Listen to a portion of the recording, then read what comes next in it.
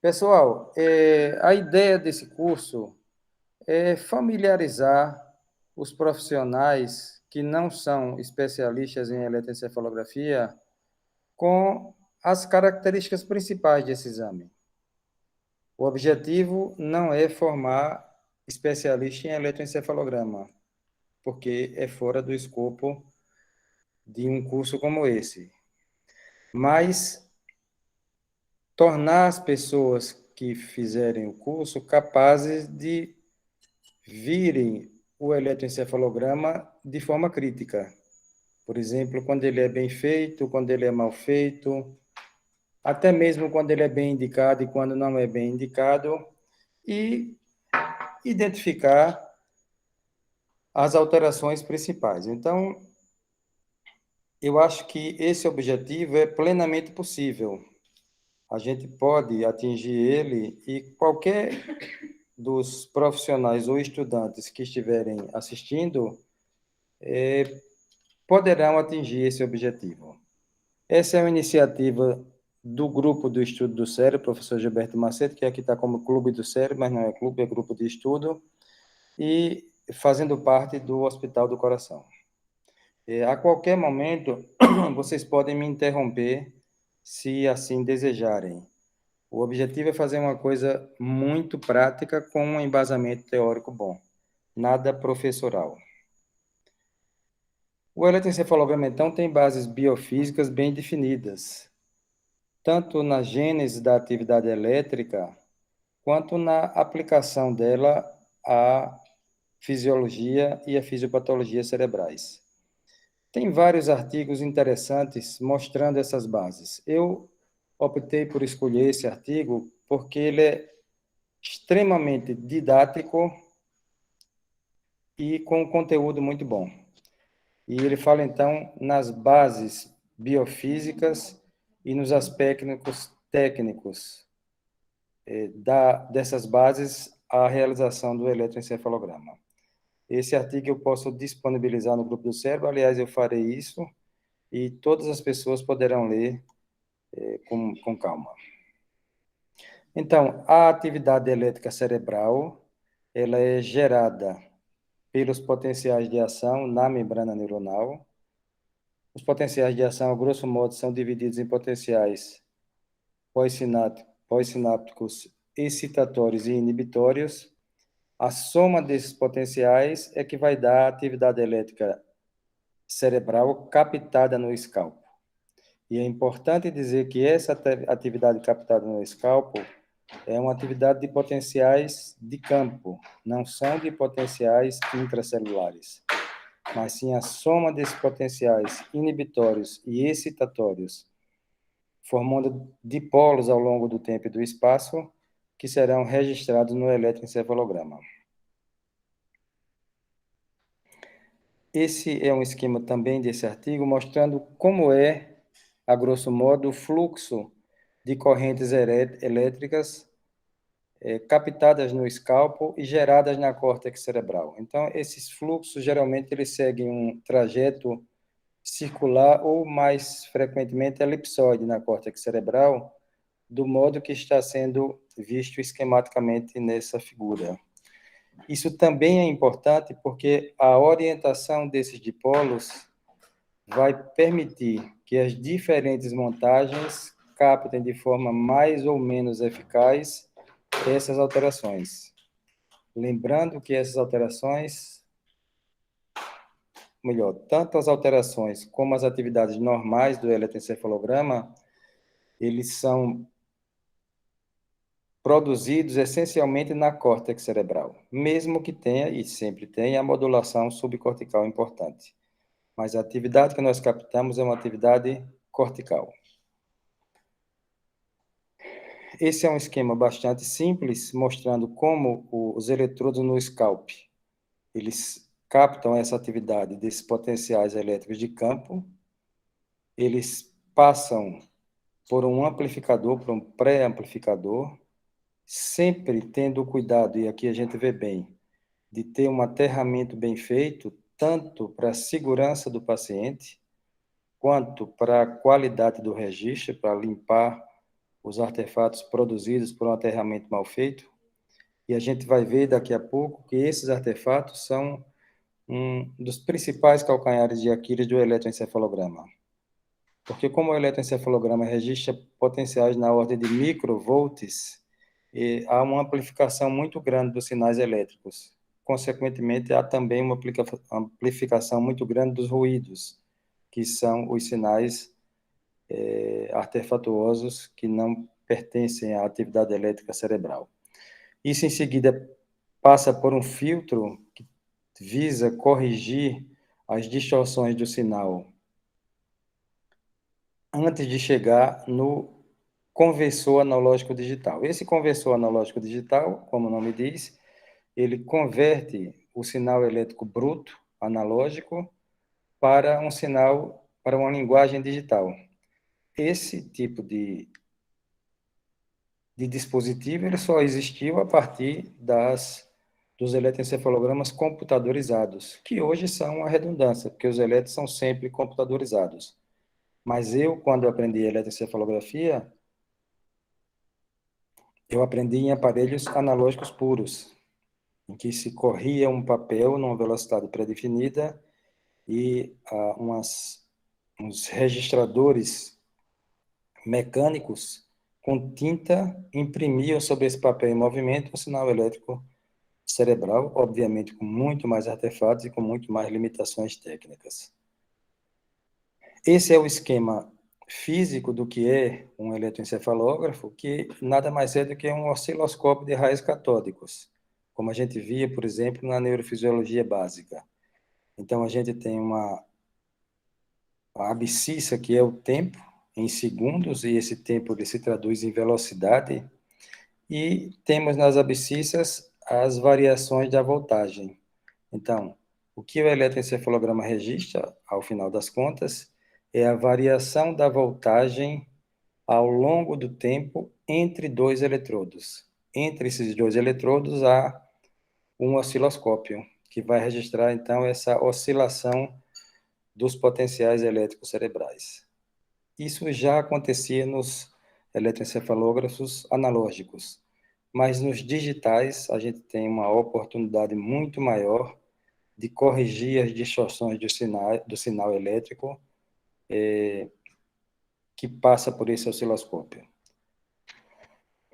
Nunca esquecer que a atividade básica do eletroencefalograma é a atividade cortical e que a atividade cortical tem um sentido topográfico importante. Então, a gente coloca os eletrodos do eletroencefalograma em áreas que correspondem a determinadas áreas na córtex cerebral. Então, são eletrodos no escalpo que visam ter uma correlação a melhor possível com as áreas específicas. Tanto área frontal, temporal, área motora, região occipital, mas sobretudo as regiões temporais. E a gente vê que as regiões mesiais ou mediais do encéfalo, elas são pouco acessíveis aos eletrodos colocados no escalpo. Portanto, uma alteração ou um potencial normal no giro do cíngulo, ele terá uma dificuldade muito maior de vencer todas essas camadas de resistência à passagem da atividade elétrica até ser captada no escalpo. Não quer dizer que não seja captada, mas é captada com muito mais dificuldade. Aqui a gente já tem um córtex coronal do encéfalo, mostrando que o que a gente capta melhor é a atividade elétrica cortical na convexidade do encéfalo. Então, a gente capta muito melhor a atividade produzida próxima ao escalpo e capta muito menos a atividade na profundidade dos sulcos.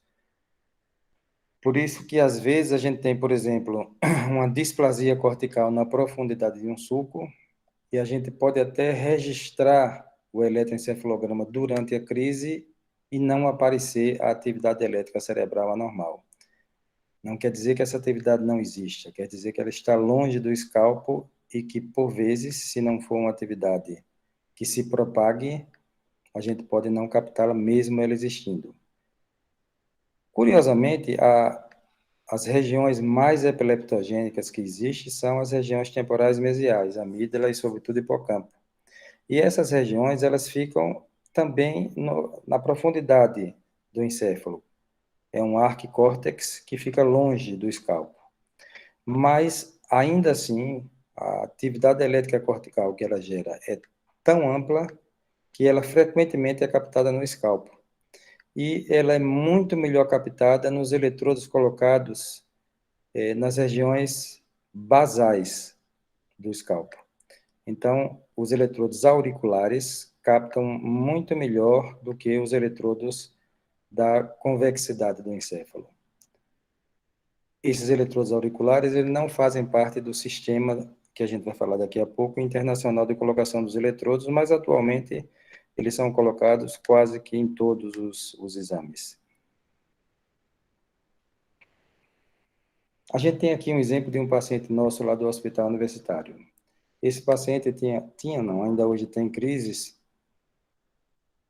tanto as crises descognitivas, em que ele se desconecta do ambiente, quanto crises convulsivas, quanto crises chamadas de gelásticas. Gelástica quer dizer crises de riso. São crises de riso epilépticas. Eu sempre conto essa história. Eu conheci esse paciente casualmente. Eu ia passando no corredor do hospital universitário, quando ele, passando por mim, teve uma crise gelástica. E ele deu uma sonora gargalhada. E aí eu perguntei a ele, enfim, por que ele tinha rido quando passou por mim. E ele não soube me dizer, mas começou a explicar e eu percebi que se tratava de crises gelásticas que são produzidas por esse amartoma hipotalâmico. Veja que esse amartoma fica no meio do encéfalo. A atividade elétrica que ele produz diretamente é quase impossível de ser captada na convexidade do escalpo. Mas essa atividade, apesar de não ser uma atividade cortical, ela se propaga para as regiões corticais, sobretudo para as regiões temporais. E a gente capta no eletroencefalograma essa alteração propagada para as regiões temporais, ou seja, a gente não capta a alteração direta do gerador da atividade, mas capta a propagação dela. Como curiosidade, hoje o João estava comigo, o residente, e a gente viu um caso de crises que são chamadas de dacrísticas, que são muito mais raras do que as gelásticas, são crises de riso, e as crises dacrísticas são crises de choro. Mas é apenas uma curiosidade. Então, a colocação dos eletrodos no escalpo é uma etapa crítica do eletroencefalograma. Se essa colocação não for bem feita, todo o restante do exame vai ficar comprometido.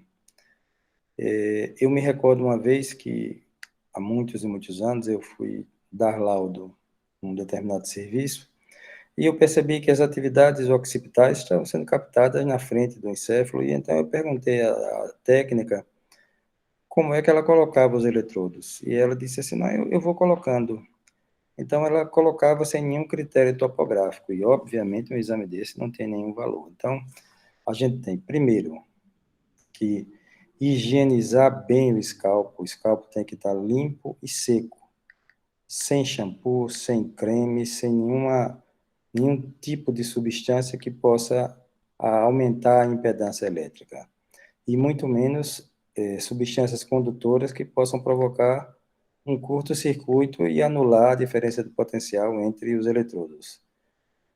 Esse sistema internacional é chamado de 10-20 porque ele se baseia em duas grandes medidas. Uma medida sagital, medial, que começa no násio e vai até o ínion, e essa medida, então, do násio até o eletrodo frontopolar é 10% do valor dessa medida, do frontopolar para o frontal é 20%, do frontal para o eletrodo rolândico central é mais 20%, do rolândico para o parietal mais 20%, do parietal para o occipital mais 20%, e do occipital para o ínion mais 10%. Você veja que nem no násio, nem no ínion tem eletrodos. Eles apenas servem como ponto de referência.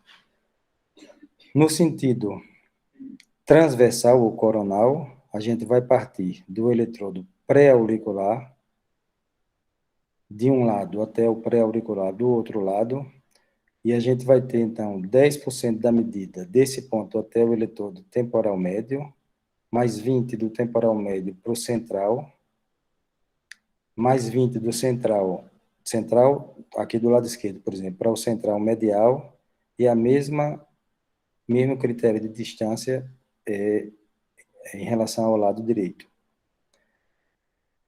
A colocação dos outros eletrodos eu não vou falar aqui, porque se tornaria um pouco enfadonha, mas é baseada nesses cálculos principais, que são os cálculos de percentuais 10% e 20% das medidas entre o nasoíleo e entre os dois pontos pré-auriculares.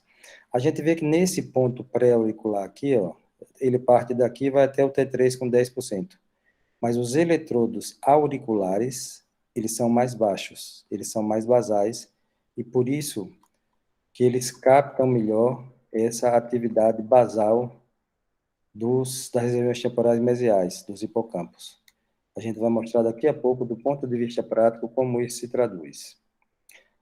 Então, ainda em relação às bases fisiológicas do eletroencefalograma, a gente tem a dizer que cada canal eletroencefalográfico ele vai medir a diferença de potencial elétrico entre dois pontos pré-definidos no escalpo. E essa pré-definição é de acordo com esse sistema que eu mostrei, que é o sistema 10-20. Portanto, quando a gente diz que está registrando o eletrodo F3, por exemplo, que é o frontal esquerdo, a gente sabe que esse eletrodo no scalp ele está em correspondência com a região dorsolateral do lobo frontal esquerdo. Então, não é colocado em qualquer ponto. Os geradores do eletroencefalograma, os geradores principais, eles são subcorticais e corticais. Mas a atividade que nós captamos, ela é sempre cortical. Ela pode ser propagada, e frequentemente é, de regiões subcorticais, mas ela é sempre cortical. Portanto, sem córtex cerebral não há eletroencefalograma. E enfatizando uma vez mais que os potenciais captados, as diferenças de potenciais captados pelos canais, são potenciais de campo, de um conjunto de neurônios corticais e não potenciais intracelulares. Os potenciais de ação intracelulares são muito mais rápidos. E a gente vê que no eletroencefalograma a gente não capta esses potenciais isoladamente. E quando os potenciais de campo eles não são sincronizados, eles são, ao contrário, desincronizados, obviamente que a diferença de potencial entre cada eletrodo vai ficar muito pequena, vai tender quase que a se anular, e o traçado tende a ter poucas variações, tende a ter poucas ondas, ele é um traçado que tende a ser plano. Então, a colocação dos eletrodos segue uma pré-determinação universal, mas a maneira como a gente vai medir essa diferença de potencial no eletroencefalograma, a gente constrói com as chamadas montagens. As montagens são as pré-definições dos canais. Por exemplo, essa montagem aqui é uma montagem chamada de uma montagem longitudinal. A gente chama de banana dupla porque ela fica parecendo duas bananas. Mas, conceitualmente, a gente geralmente coloca os eletrodos do hemisfério esquerdo formando os primeiros canais para poder depois colocar os da linha média e depois os do hemisfério direito. Convencionalmente, todos os números ímpares são do hemisfério esquerdo, todos os eletrodos que têm o sufixo Z são da linha média e os que têm números pares são do lado direito. Então, nessa montagem, por exemplo, a gente faz o primeiro canal, a diferença entre o pré-frontal esquerdo e o frontal esquerdo. O segundo canal entre o frontal esquerdo e o central esquerdo. O terceiro canal entre o central esquerdo e o parietal esquerdo. O quarto canal entre o parietal esquerdo e o occipital esquerdo. O quinto canal seria entre o pré-frontal esquerdo e o frontotemporal ou temporal anterior esquerdo, o segundo entre o frontotemporal, o temporal anterior e o temporal médio esquerdo, o terceiro entre o temporal médio e o temporal posterior esquerdo, e o quarto entre o temporal posterior e o occipital esquerdo. O quinto seria entre o frontal de linha média e o central de linha média, o sexto entre o central de linha média e o parietal de linha média, o sétimo entre o parietal de linha média e o occipital de linha média. Veja que a linha média é uma linha virtual, teoricamente não teria atividade elétrica, mas ela capta muito melhor as alterações das regiões mesiais ou mediais do encéfalo, como, por exemplo, a área motora suplementar, o giro do cíngulo, por isso que eles são colocados. Os canais seguintes seria a mesma sequência apresentada inicialmente, só que no lado direito. Quando a gente tem cabeças muito pequenas, como no recém-nascido, a gente não coloca todos os eletrodos, porque ficaria trombando um eletrodo no outro e acabaria sendo tecnicamente muito mais difícil de fazer o registro. Então, a gente faz com menos eletrodos. A gente bota, por exemplo, o frontal, o pré-frontal, o temporal médio, o rolândico, o central, e o occipital. Bota na linha média só o CZ e do lado direito os mesmos eletrodos. Então, a colocação dos eletrodos neonatais segue a mesma regra do sistema 10-20, só que colocando bem menos eletrodos. O eletrodo T7, na verdade, é o T3 da montagem 10-20, o P7 é o T5, e a mesma coisa do lado direito. Isso para vocês agora não fará muita diferença, mas depois que vocês se habituarem com a nomenclatura desses eletrodos, vocês perceberão que no sistema 10-20 nem existe eletrodo T7 nem P7, e sim T3 e T5. E quando a gente vai estudar com mais detalhes ainda, sobretudo quando se visa fazer cirurgia de epilepsia, a gente coloca mais eletrodos intermediários. Por exemplo, a gente coloca uma linha temporal basal, não só o auricular. A gente pode colocar eletrodos, por exemplo, entre o C3 e o P3, entre o P3 e o PZ. Aí depende do que a gente está querendo estudar e quais são as evidências das regiões que são potenciais geradoras de atividades elétricas anormais. Mas esse a gente não vai abordar porque, do ponto de vista do eletroencefalograma habitual, não é utilizado. E aqui um exemplo das chamadas montagens. Então, a gente tem aqui 3 montagens, as 3 são do mesmo momento do mesmo paciente. Essa montagem inicial é a montagem que a gente chama de referencial com o eletrodo central da linha média. Por exemplo, esse primeiro canal é a diferença entre o eletrodo pré-frontal esquerdo e o central de linha média. O segundo canal é entre o frontal esquerdo e o central de linha média. O terceiro canal, cada canal é cada linha dessa, né? Entre o parietal esquerdo e o central de linha média.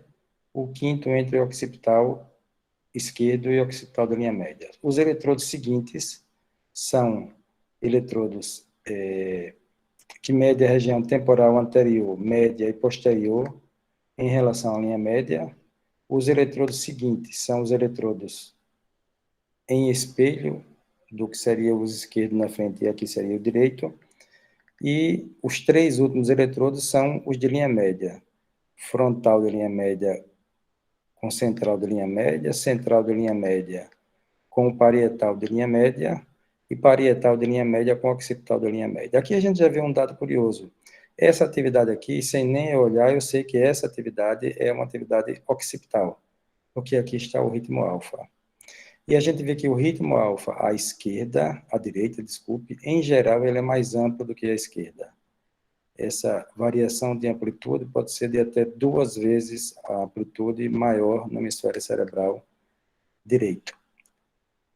Essa outra montagem, que é essa montagem bipolar em dupla banana, como está aqui, é também desse mesmo momento. Então, aqui pega do pré-frontal esquerdo até o occipital esquerdo, onde aparece o ritmo alfa, do pré-frontal esquerdo até o temporo-occipital esquerdo, passando pela região temporal. A mesma coisa, pré-frontal até o occipital do lado direito, pré-frontal até o temporal posterior do lado direito, e aqui os eletrodos de linha média. E aqui a gente já sabe, isso aqui é occipital, que aparece o ritmo alfa. O ritmo alfa a gente vai ver depois em outras aulas, que ele é um ritmo sempre nas regiões posteriores do cérebro. Então, aqui occipital esquerda, temporo-occipital esquerda, occipital direita, temporo-occipital direita e occipital de linha média. E essa outra montagem é uma montagem transversa, é menos utilizada, mas a gente também utiliza, da mesma atividade. Então, a gente vê que esses primeiros 4 canais são os canais, começando do lado esquerdo até o lado direito, nas regiões frontais e pré-frontais, e assim sucessivamente. Fronto pré-frontal, fronto central, central, temporo parietal e occipital. Então, a gente já vê mais uma vez que o occipital é onde aparece o ritmo alfa. De acordo com a orientação do dipolo, daquelas fluxos migratórios de correntes, a alteração poderá ser melhor vista na montagem referencial ao CZ, e essa montagem mostra muito bem, porque como a distância entre os eletrodos é maior, a amplitude também tende a ser maior. Às vezes, quando a orientação do dipolo é anteroposterior ou posterior-anterior, a montagem dupla banana é muito mais eficaz. E, menos comumente, quando é um dipolo transverso, a montagem transversal é mais eficaz. A grande vantagem do eletroencefalograma digital, a meu ver, é que permite que depois que a atividade elétrica é colhida, que você possa remontar essa atividade de acordo com as evidências de alteração. Eu, por exemplo, eu gosto sempre de fazer uma varredura inicial nessa montagem referencial. Frequentemente eu faço em seguida uma varredura na montagem dupla banana e só em determinadas situações, quando a evidência é mais forte que o dipolo transversal, é que eu uso essa montagem transversal. Nos registros de papel, registro analógico, isso não era possível. Uma vez registrando numa montagem dessa, eu não poderia mudar depois.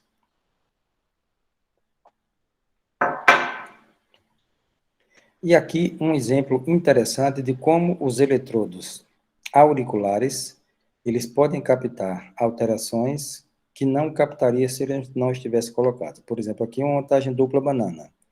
FP1, F3 significa pré-frontal, frontal esquerdo. F3, C3, frontal central esquerdo. C3, P3, central parietal esquerdo. P3O1, parietal occipital esquerdo. FP1, F7 significa pré-frontal temporal anterior, frontotemporal esquerdo.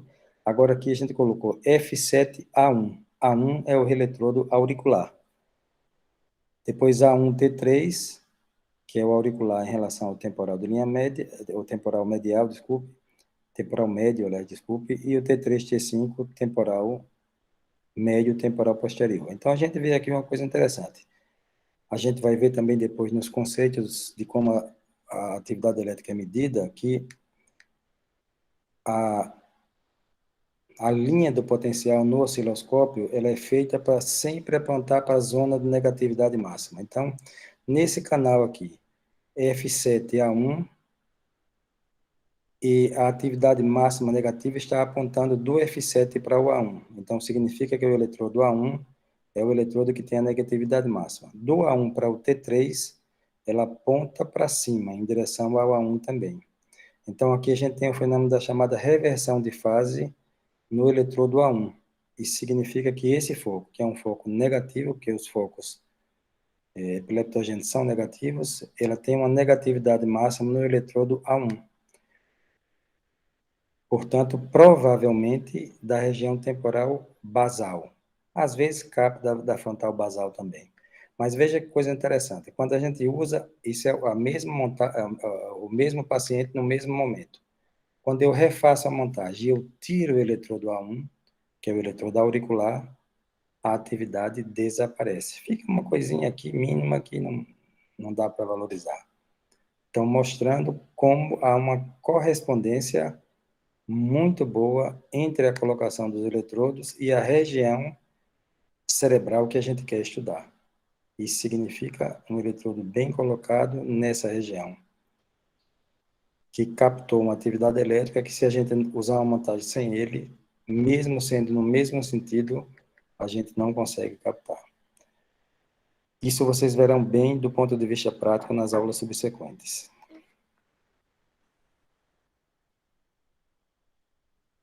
Pessoal, eu não sei... Vocês estão conseguindo ver aqui? Que eu não estou conseguindo ver o que foi que houve aqui. Neto? Doutor, coloque lembrar mais tarde isso aí. Ah, tá. Feche isso daí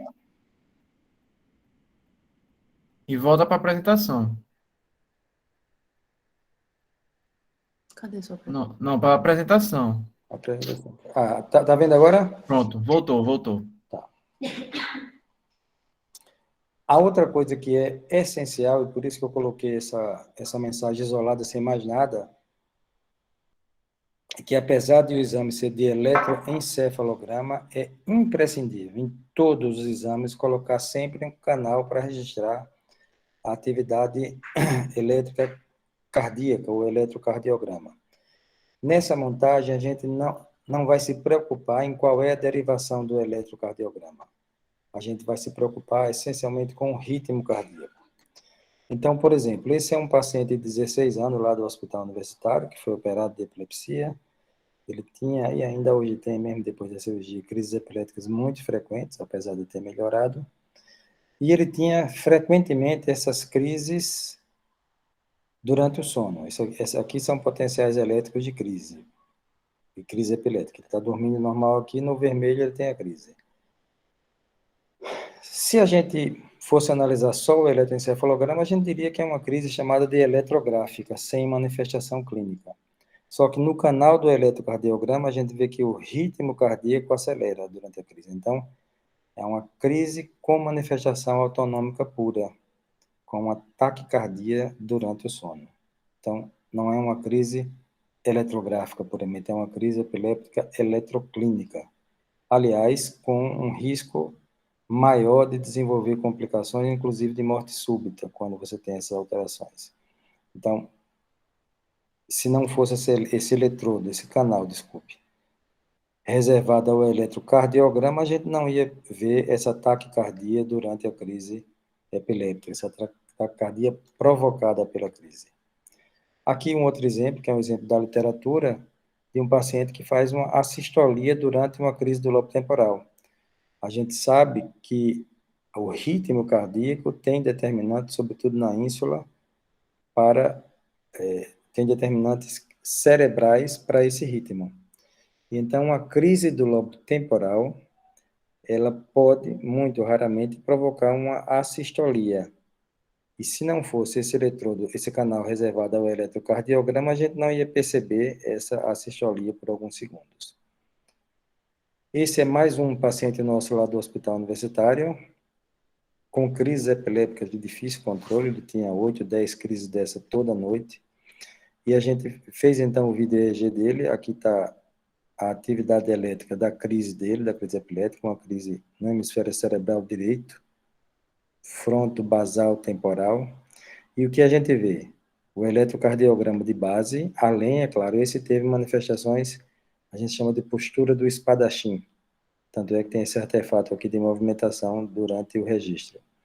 Mas o mais importante e o mais grave para ele é isso: ele tem o eletrocardiograma normal. Quando começa a crise, ele começa a bradicardizar, e durante a crise ele faz uma bradicardia importante. Bradicardia equital é muito mais grave do que taquicardia equital. E aí o risco de morte súbita também é muito maior. Aqui um outro exemplo da importância de colocação do eletrocardiograma. Esse paciente tem uma isquemia occipital esquerda. A gente sabe que nos exames de imagem o lado esquerdo é o direito e vice-versa. Não sei quem foi que padronizou assim, mas isso aqui é uma isquemia occipital esquerda. E essa paciente, ela estava bradipsíquica parcialmente responsiva. E a gente registrou o eletro durante esse bradipsiquismo e a gente pôde determinar, então, que se tratava de um estado de mal epilético não convulsivo. A grosso modo, podia até parecer um eletrocardiograma taquicárdico, mas a gente tem um registro do eletrocardiograma mostrando que a frequência do eletrocardiograma é completamente diferente da frequência dessa atividade do estado de mal epiléptico. Então, o eletrocardiograma tanto serve para registrar variações da frequência cardíaca produzidas por crise epilética, quanto para separar o que é uma atividade elétrica cortical do que é um artefato produzido pelo eletrocardiograma. Os artefatos a gente vai ver com mais clareza em outras aulas, mas ele faz parte dessa apresentação inicial, porque eles mostram que o traçado tem que ser muito bem feito. Então, o inimigo número 2 do eletroencefalografista, que o número 1 é a colocação dos eletrodos de forma inadequada, o número 2 são os artefatos, porque às vezes eles se parecem muito com a atividade elétrica cortical anormal. A gente aqui vê artefatos biológicos, artefatos tanto de movimento ocular, porque existe uma diferença de potencial muito grande entre a câmara anterior e a câmara posterior do olho, e quando o olho se movimenta, é como se tivesse uma bateria em movimento. Por isso que esses potenciais retinianos, melhor, potenciais oculares, são muito grandes. E aqui a gente vê potenciais musculares. Às vezes, o potencial muscular vem junto da atividade elétrica encefálica normal, numa crise convulsiva, por exemplo, e fica difícil separar o que é uma coisa do que é outra. Mas aqui a gente vê claramente, pela frequência, só análise a olho nu, que isso é um artefato de origem muscular. E no eletrocardiograma, a gente vê também um artefato, provavelmente por deslocamento mecânico do paciente. Às vezes ele bate com a mão, por exemplo. Aqui o artefato ocular puro, você vê que ele é muito amplo, nas regiões anteriores, então aqui a gente sabe que é a região anterior, a gente sabe que é a região anterior, ambas do lado esquerdo, região anterior direita e as regiões anteriores de linha média, e você veja que os artefatos oculares são muito menos amplos na linha média, obviamente porque os olhos não ficam na linha média, eles ficam dos lados do rosto. E aqui um artefato de eletrocardiograma que ele às vezes é captado no escalpo como um artefato de pulso, principalmente se a gente colocar o eletrodo em cima de uma artéria que obviamente vai ficar pulsando. Então, você pode ter esse tipo de alteração, por exemplo, produzido por uma crise epiléptica. Às vezes ele começa assim, depois ele começa a ficar mais rítmico. Mas a gente vê que cada oscilação negativa nesse eletrodo auricular, que é um dos que mais geram esse tipo de artefato, ele corresponde exatamente à frequência do eletrocardiograma. Então, independente de qualquer coisa, a gente tem certeza que isso não é atividade elétrica cortical, e sim propagação do eletrocardiograma. Nem sempre é assim tão evidente, às vezes é muito mais sutil. Aqui é uma outra paciente. Essa paciente, ela tentou se suicidar tomando veneno, e aí ela não morreu, mas teve uma parada cardíaca. E quando os bombeiros chegaram para socorrer, ela estava parada. E aí eles reanimaram e ela voltou, mas ela voltou em estado vegetativo com uma epilepsia refratária. E aqui a gente vê durante esse exame os artefatos de movimentação ocular e a atividade epilética pontiaguda. É uma atividade epiléptica quase rítmica. A gente vendo ela assim, poderia supor que isso era um artefato de eletrocardiograma, apesar de que tem uma frequência muito baixa, uma frequência em torno de uns 40, 50 por minuto. Mas a gente tira essa dúvida completamente quando a gente compara com o eletrocardiograma. Então, a gente tem certeza que isso aqui não é artefato, isso é atividade elétrica. Essa paciente ainda viveu alguns anos em estado vegetativo e depois faleceu. Esse slide mostra bem que o fato de você ter um artefato, nesse caso é um artefato do eletrodo, porque os eletrodos estavam sendo recolocados, o eletrodo tinha caído e a técnica, a Cláudia, estava recolocando eles. E durante a recolocação, o paciente teve uma crise. Então, essa atividade rítmica, veja como a ritmicidade dessa atividade parece com a ritmicidade desse artefato de origem cardíaca, em termos de frequência. Só que essa montagem é uma montagem bipolar nas regiões temporais médias e aqui uma montagem bipolar na região central esquerda. Mas o tipo de morfologia da onda é muito semelhante. Se a gente aqui nem tem o eletroencefalograma porque não estava ruim, mas a gente viu na hora que era pela alteração clínica, porque o eletro é filmado, a gente viu que se tratava de uma crise. Então, isso daqui é a expressão cortical da crise epiléptica, apesar de ter todos esses outros artefatos. Então, qual é a mensagem daqui? Se tiver que corrigir qualquer coisa no eletroencefalograma, continua corrigindo, melhor, corrige, mas o exame continua sendo feito. Se ela tivesse desligado o aparelho para corrigir essa alteração, não teria registrado a crise. Então, a gente já está chegando ao final. Os requisitos mínimos para a realização do eletroencefalograma ambulatorial são, em primeiro lugar, o paciente tem que estar bem alimentado. Um paciente que não estiver bem alimentado, ele pode, durante a hiperventilação, sobretudo, ter uma lentificação muito grande produzido pelo jejum. Então, ele tem que estar bem alimentado, diferentemente de outros exames. E o escalpo tem que estar muito limpo e seco. A gente diz isso porque eu já tive a oportunidade de suspender o eletroencefalograma, porque o couro cabeludo do paciente está tão sujo que cria um isolamento elétrico. Então, cria uma impedância muito forte. Isso acontece geralmente com pacientes internados que estão em coma, por exemplo, há muito tempo, e que o pessoal da enfermagem não tem o cuidado devido com a higiene, com o banho. Então, tem que estar limpo, tem que estar seco. Limpa com o quê? Lava com sabão de coco ou sabão bruto de lavar roupa, sem sabonete, sem shampoo, sem nenhum tipo de creme. A colocação dos eletrodos deve obedecer sempre ao sistema 10-20. Eu digo sempre porque, às vezes, a gente acaba ficando um pouquinho mais descuidado. E aqui eu queria agradecer ao Neto, o Neto que está coordenando a reunião.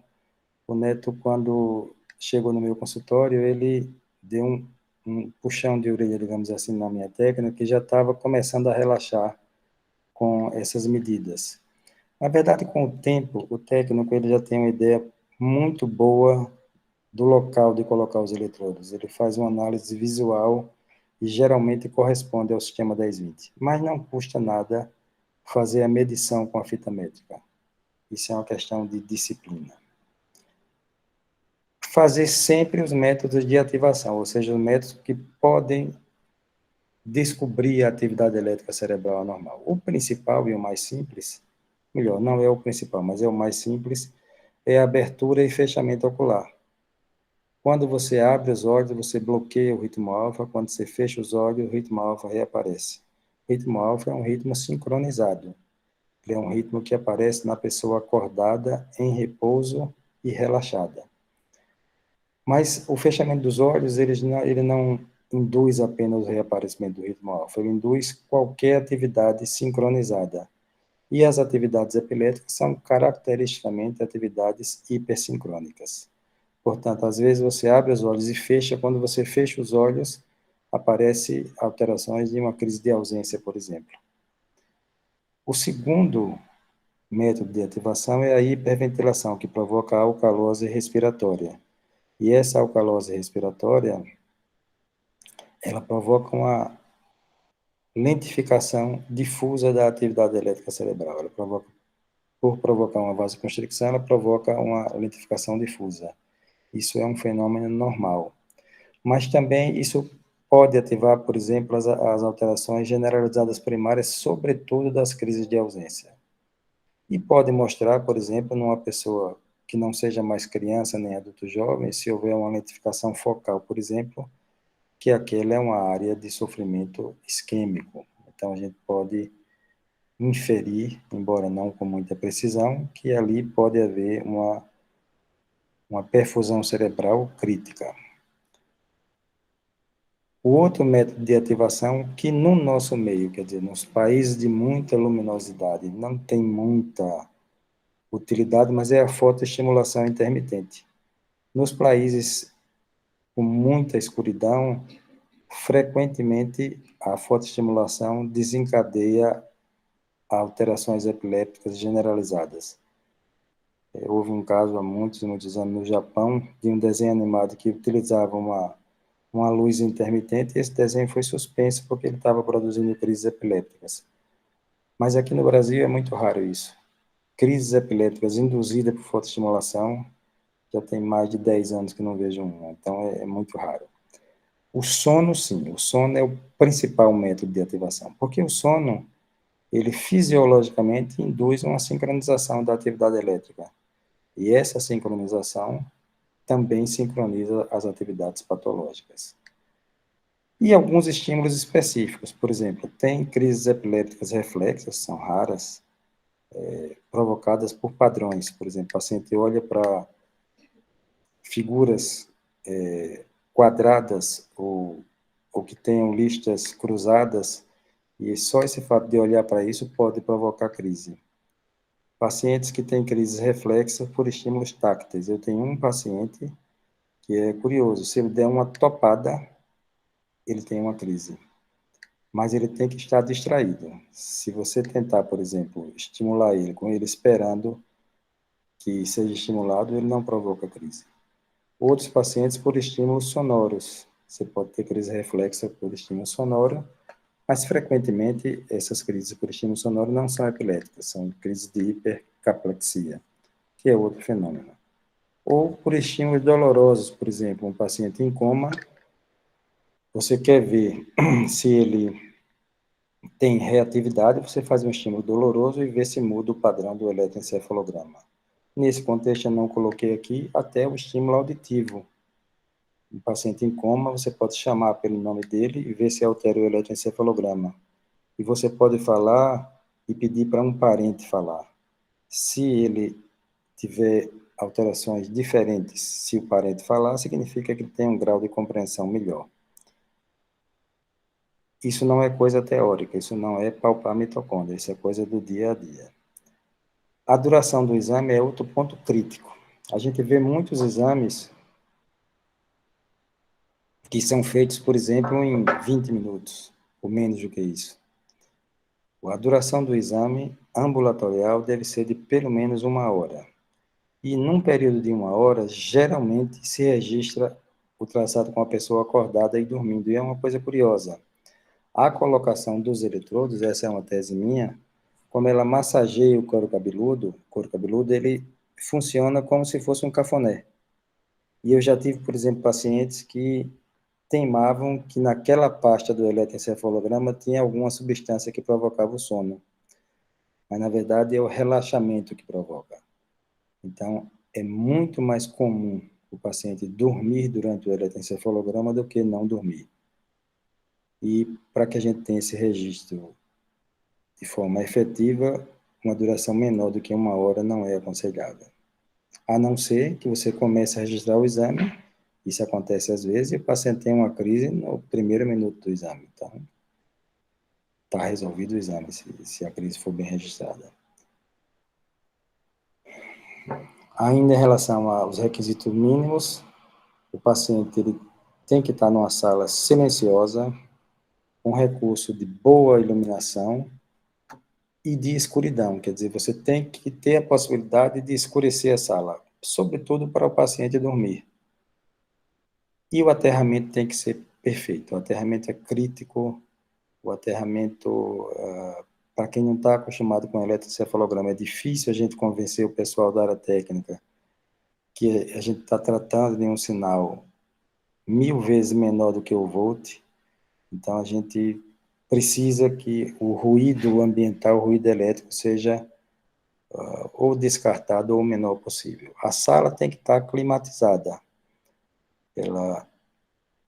Se for uma sala quente e o paciente começar a suar, você tem artefatos de lentificação extrema do traçado produzido apenas pela sudorese, além do desconforto que provoca e dificilmente o paciente consegue dormir num ambiente quente. Não é o caso nosso, porque a gente não tem temperaturas frias extremas, mas o frio extremo também causa muito desconforto e atrapalha a realização do eletroencefalograma. Outro dado importante é limpar sempre os eletrodos após cada exame. Isso tanto por uma questão de higiene, quanto para retirar toda a pasta residual dos eletrodos, que por si só seria uma fonte, seria não, é uma fonte importante de artefatos. Os técnicos, eles não gostam muito, porque dá um trabalho muito grande, você, a cada vez que faz o exame, lavar e secar todos os eletrodos, mas isso é essencial. Como eu já tinha falado antes, colocar sempre os eletrodos do eletrocardiograma como parte do eletroencefalograma, voltando a dizer que o objetivo não é registrar a alteração morfológica do eletrocardiograma, e sim a alteração do ritmo, sempre registrar o vídeo do exame. Eu tenho vários exemplos, tanto no consultório quanto no HU, de eletroencefalograma que eu estou vendo o exame e eu vejo o que parece ser uma alteração e eu vou lá ver o vídeo e às vezes eu vejo que aquilo de fato é uma crise ou que é um artefato, por exemplo, que o paciente está mexendo no celular. Nos exames de maior duração, porque nos outros exames ambulatoriais isso não é permitido. Então, ver o vídeo e se tiver a crise, a gente fazer a correlação eletroclínica é indispensável hoje em dia, mesmo nos exames de ambulatório. Não usar drogas hipnóticas, quer dizer, não usar drogas que induzam o sono, porque essas drogas podem também limpar um eletroencefalograma que seja anormal. É evidente que há situações, por exemplo, uma pessoa com um retardo mental que seja muito agitada, que é muito difícil você fazer o exame sem a pessoa estar sedada. Mas a orientação básica é não usar hipnótico, exceto nessas situações, e, portanto, registrar o sono espontâneo. Eu coloquei esse asterisco porque o sono espontâneo é quase sempre obtido durante os exames ambulatoriais. A questão também de não usar droga hipnótica é por uma questão legal, que no eletroencefalograma ambulatorial, frequentemente o médico não está presente na hora, e qualquer tipo de ocorrência clínica do exame poderá ser imputada à droga. Eu me recordo quando eu fazia eletro no Hospital do Açúcar, a gente tinha uma sala muito boa, mas tinha uma cortina de pano. E o paciente estava preparando ainda para colocar os eletrodos, quando, sem ter um motivo aparente, o paciente desenvolveu uma crise alérgica muito forte. Pela descrição, dava a impressão que ele fez até um edema de glote. Ele foi levado à UTI pela técnica e lá foi tratado. E eu fiquei pensando, você imagine se um paciente desse tivesse usado qualquer droga sedativa, como, por exemplo, o hidrato de cloral, que era a droga usada, porque era a que menos interfere com o eletroencefalograma, sem o médico estar presente. Então, é um risco de ordem legal também.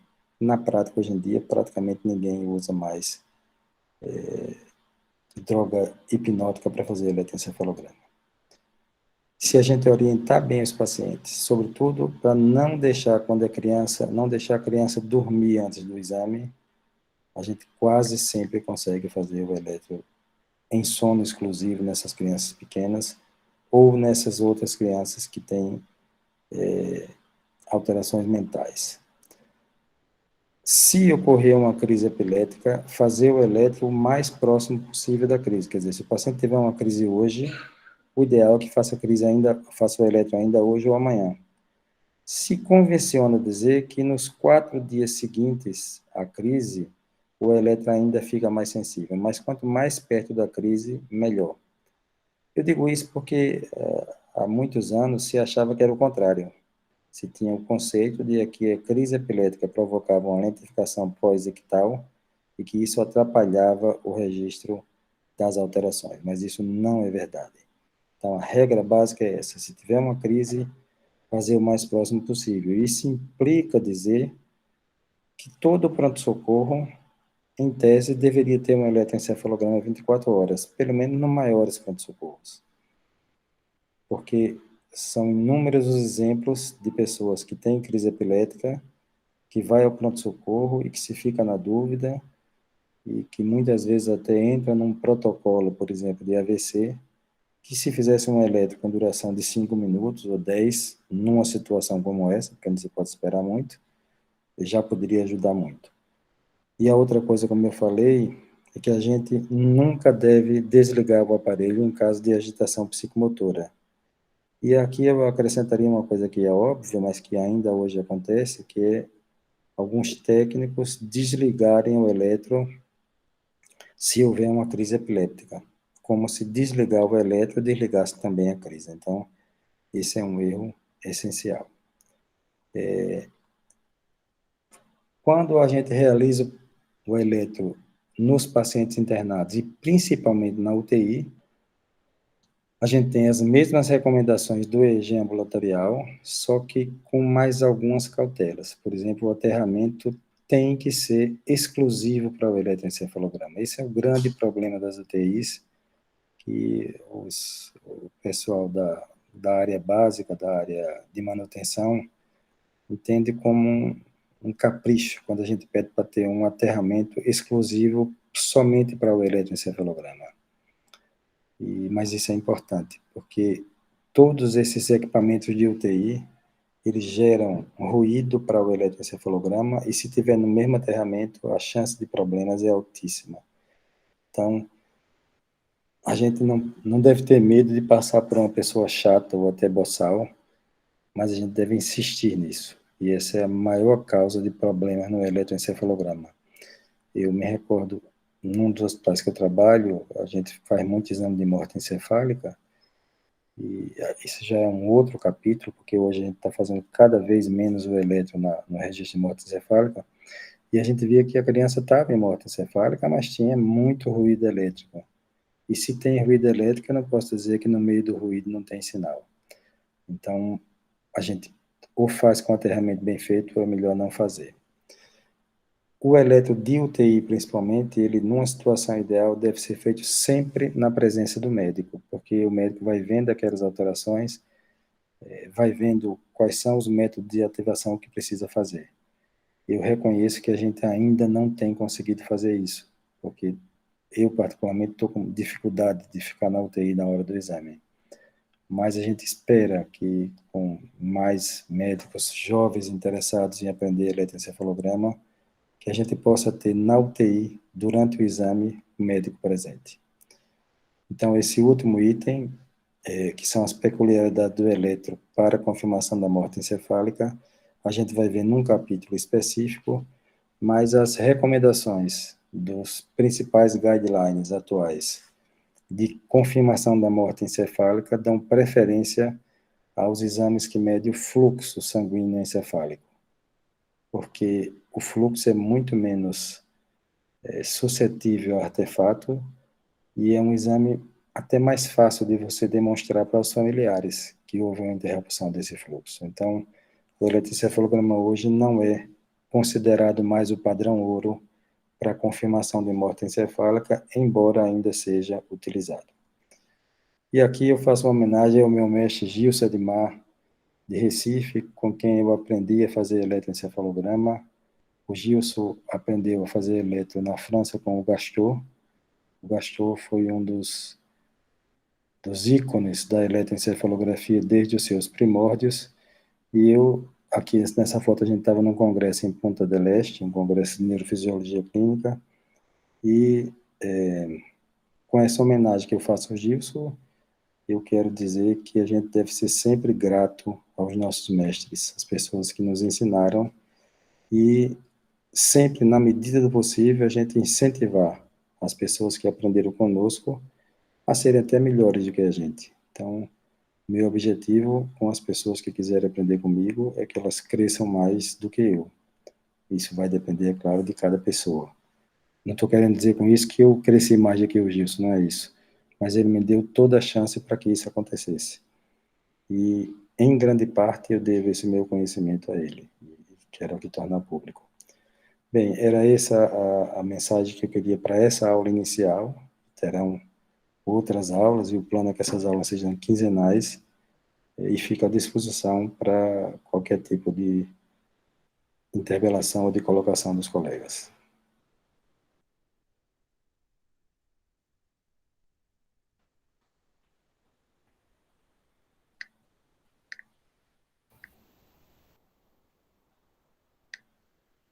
Mari? Como é que bota? Como é que eu... Dá uma olhadinha no chat. Eu vou entrar aqui no chat, porque eu estou meio atrapalhado aqui com a tecnologia para poder responder alguma coisa, abrir a fila.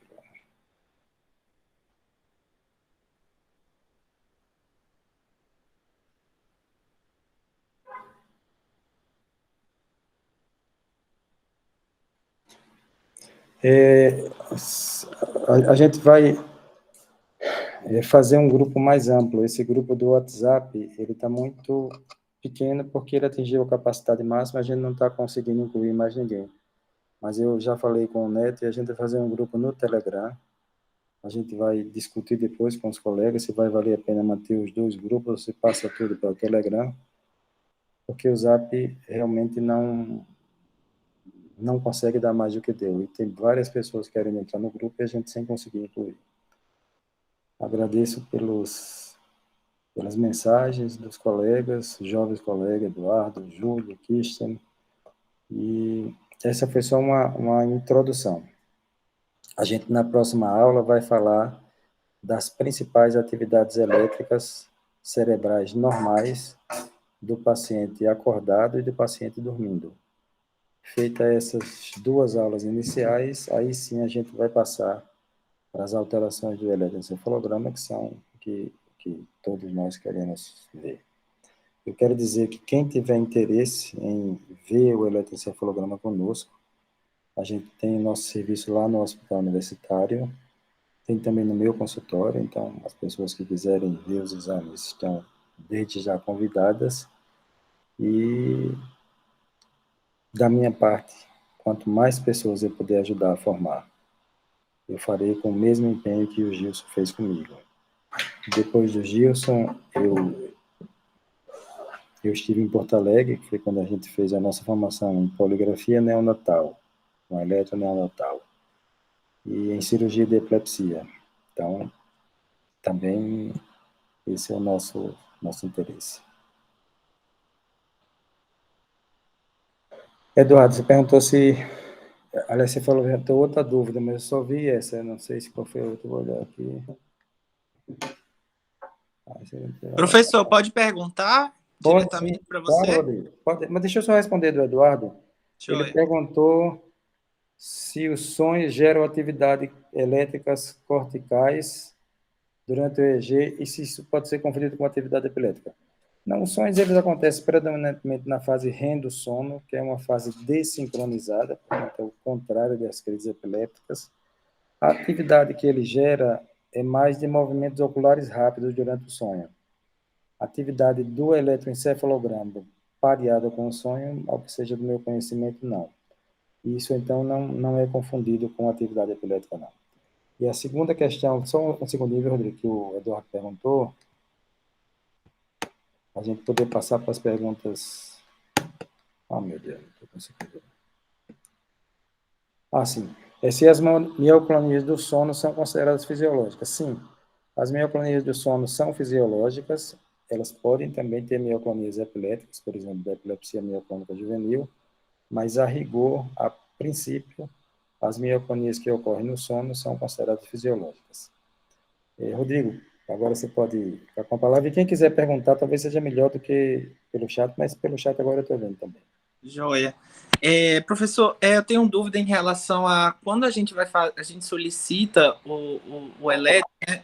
No caso para criança, eu queria focar para criança, que é o que eu tenho atendido mais agora.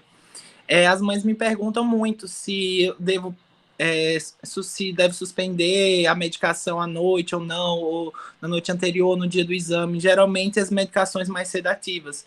Então, assim, uma prometazina, um amitril, por exemplo, às vezes a gente usa um benzo. Então, eu iria indicar que evitasse tomar medicação para fazer o exame, ou tomar para talvez aquelas crianças que são mais agitadas, que têm autismo, que às vezes ficam bastante irritadas. Se a gente poderia, nesse caso, deixar, o seu oriento só assim, evita dormir antes do exame para ver se ela dorme na hora, enfim. Como é que o senhor orientaria para eu estar fazendo agora, em relação à medicação? Rodrigo, a resposta clara a essa pergunta é não mexer na medicação por causa do eletroencefalograma. porque o objetivo do exame é que ele seja o mais dentro do contexto normal da pessoa possível. Por outro lado, quando o paciente interna para fazer o exame, com vista à cirurgia de epilepsia, por exemplo, a gente geralmente, no primeiro dia de exame, aí seria um vídeo EEG prolongado. A gente faz com as drogas normais e depois a gente vai tirando, por exemplo, 25% das drogas a cada dia, até eventualmente tirar, mas isso com o paciente internado. Com o paciente ambulatorial, a regra é não mexer nas medicações. E a gente vai ver depois que o objetivo de privar um pouco do sono do paciente é produzir o sono, mas é também excitar o cérebro, porque a própria privação do sono, ela é um método de ativação do eletroencefalograma. Então, resumidamente, não mexer na medicação porque vai fazer o exame. Joia. Muito obrigado. Nada. Alguém mais tem alguma questão? Podem ficar à vontade, eu não tenho nenhum tipo de constrangimento. O objetivo nosso é tornar o eletroencefalograma mais conhecido, mais popular, mais útil. Porque talvez entre os exames complementares que existam como um todo, o eletroencefalograma seja o exame que habitualmente é feito com maiores, digamos assim, maiores problemas de ordem técnica. O Rodrigo hoje esteve no ambulatório e me mostrou um exame. Eu disse, Rodrigo, com esse traçado não tem nem o que dizer, porque o traçado é tão mal feito que não, qualquer laudo que tem aí vai ser uma adivinhação. Então, isso é um constrangimento, isso é uma falta de respeito com os pacientes. Às vezes o paciente junta R$ 50, quanto for 100, sei lá, para fazer um exame e chega para o doutor e diz, doutor, deu o quê? E você olha assim e diz, poxa vida,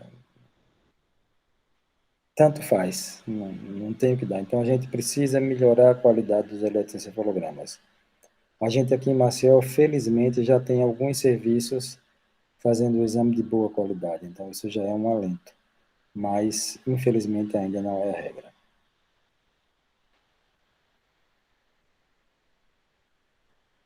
E a Fátima, que é a do grupo, Fátima, eu prometo que a gente vai resolver esse problema, vai criar o grupo no Telegram, e todas as pessoas que queiram participar, elas participarão, porque o Telegram tem um número ilimitado de pessoas, e não é o caso do WhatsApp, que, como eu falei, no nosso caso, já atingiu o limite. Essa aula ficará no nosso WhatsApp, desculpa, no nosso YouTube, e poderá ser acessado quantas vezes forem necessárias. Volto a dizer que a próxima aula será sobre atividade elétrica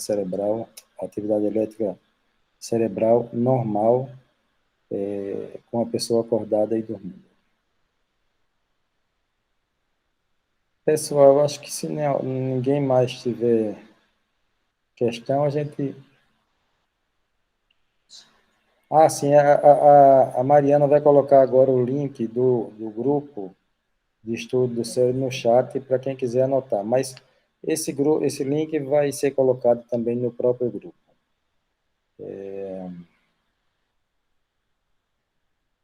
Alguém mais tem alguma consideração, alguma pergunta, enfim?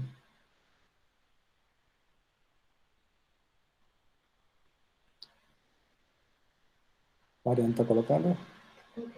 Então, a Mariana colocou esse link aí pode ser copiado por todos os colegas que estão no chat, e eu queria, uma vez mais, agradecer a participação dos colegas que assistiram a aula de hoje, dizer que para mim é um prazer poder contribuir e que eu darei o melhor de mim por essas próximas aulas e vou convidar também pessoas para darem algumas das aulas e que o nível, vocês podem ter certeza que será um nível bom, um nível adequado.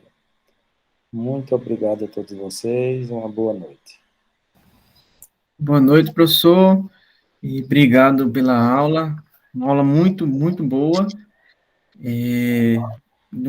A introdução, né, ao eletro, e que, assim, de introdução, o senhor falou os conceitos principais, né, que às vezes a gente esquece, e é muito importante para a gente, E brigadão, e vamos esperar as outras aulas. Isso, e só para reforçar, na próxima terça-feira, dia 8, a gente vai reiniciar as aulas clássicas do nosso grupo com uma aula do professor Orlando Bassottini, da Unifesp, sobre síndrome da pessoa rígida. Outrora chamada síndrome do homem rígido, mas agora é pessoa rígida, até de acordo com os novos critérios. Será uma aula clássica da neurologia, que vai valer a pena para todos nós assistirmos. Bom, uma vez mais, boa noite, pessoal, não quero me alongar, e um abraço a todos vocês.